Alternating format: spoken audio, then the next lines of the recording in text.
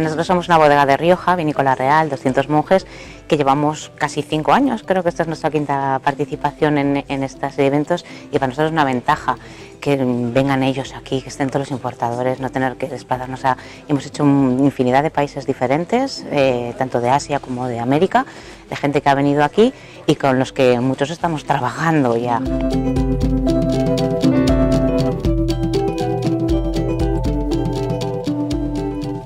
Nosotros somos Clos Pons, bodega de prestigio del grupo Pons.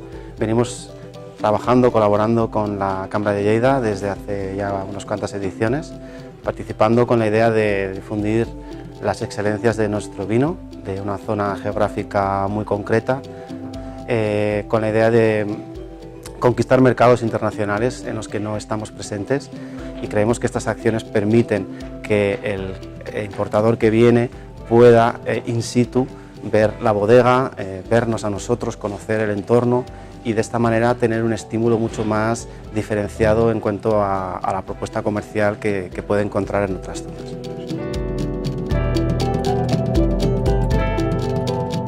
Hello, my name is Diego. I'm from AWC Philippines. We are a premium wine importer that specializes in French and Spanish wines, as well as a little bit all over the world. We are here today at the 9th International Wine Meetings, trying to find very interesting new wineries, small wineries, boutique wineries that we be able to also discover and add to our portfolio. It's a very great opportunity for us.